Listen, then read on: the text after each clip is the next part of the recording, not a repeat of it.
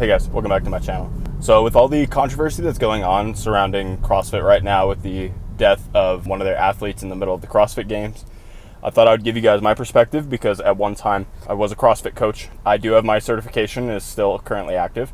And I'm going to tell you guys why I'm no longer a coach and why I disagree with CrossFit as a mode of exercise and also from an athlete safety perspective. To give you a little bit of background, before I'd ever been a personal trainer, I was going to university. They didn't have any openings as a personal trainer at the place that I was applying at, but they were in desperate need of CrossFit coaches. And so they said, hey, you know what, we will cover the expenses or part of the expenses for you to get your certification if you will be a CrossFit coach. You seem like a pretty knowledgeable guy.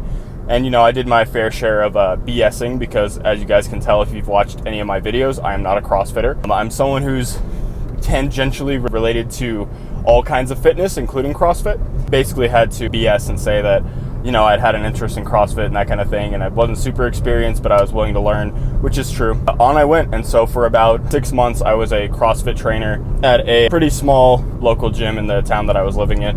I'm going to give you guys some of my observations. Some positives are almost all of the people that are in there are really, really friendly, really, really helpful. Both the members and the coaches, in my experience. The coaches did have a little bit of an intense nature about them, but so do I, so it didn't bother me too much. Also, a lot of the members, even though they were really inexperienced and a lot of them had been very inactive for a lot of their life, they always came in with a very positive attitude about working out. In my experience as a personal trainer, a lot of times you have to be a motivator as well, but I never really had to do that with CrossFit. I think the group environment helps people stay motivated and want to push themselves. Something that I did notice, however, on the negative side is that there's a strong lack of education as far as exercise science when it comes to CrossFit and just group training in general. There's not a emphasis placed on actually teaching the members why you're doing these things. It's just go hard, do these varied movements, and make sure they're like quote unquote functional movements, which is not something I'm going to get into in this video, but it's kind of BS anyhow. And that sort of leads into my issue with CrossFit, and the reason I stopped being a CrossFit coach is that there's no progressive overload. And part of why I love being a trainer is seeing my clients, you know, progress and seeing them feel better and better about themselves as they see themselves improve. When you're a CrossFit coach, I'm going to be honest with you, and no offense to CrossFitters, every CrossFitter that I've ever seen who is actually good, you know, even good enough to win like local level competitions, they did a lot of training on the back end that was not related to CrossFit. So they'd be doing a lot of Olympic weightlifting training, they'd be doing powerlifting, they'd be doing strongman. They were doing something other than CrossFit to actually make progress. All the people who were in there who just did the CrossFit stuff, oftentimes they would get through most of their newbie gains and then they would stall and then they would get injured, but by that point they'd already gotten the bug and they didn't have any education or path to being able to either fix themselves or to exercise in a way that wasn't causing them some kind of pain. And this leads into my other gripe with the issue is that when I would bring these things up like, hey, these people need to go a little more easy, you know, we need to regress these movements, even though on paper they wanted me to have the knowledge to be able to regress the movements and to be able to help these people out, they didn't want me to distract.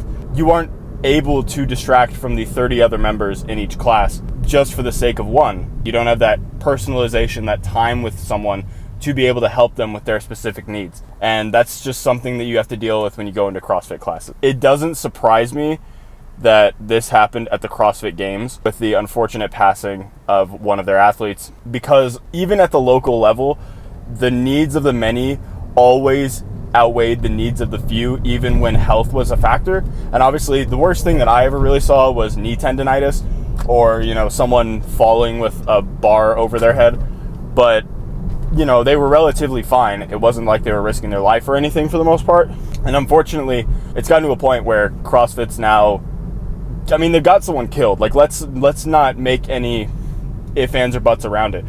CrossFit got someone killed, and they should be held legally responsible. And I think, frankly, if there ever was a time for a rival organization to come up and take the kind of hybrid training crowd and make it more of a competition instead of it just being CrossFit dogma where that's the only real option, now would be the time. Because I think that CrossFit has proven itself that it doesn't care about its athletes and it's very money hungry. I mean, keep in mind their level 1 certification just to coach at a CrossFit box, no matter how big the size, if they're an affiliate, it's going to cost you about $1,000 out of pocket. And I was very blessed that the CrossFit box that I was working for were willing to pay for my certification, at least in part, because otherwise I would have been completely flat broke. Thanks for watching, guys. Leave me your thoughts in the comments below. I wanted to say rest in peace to the athlete, and my condolences go to his family, even though they'll probably never see this. So thanks again.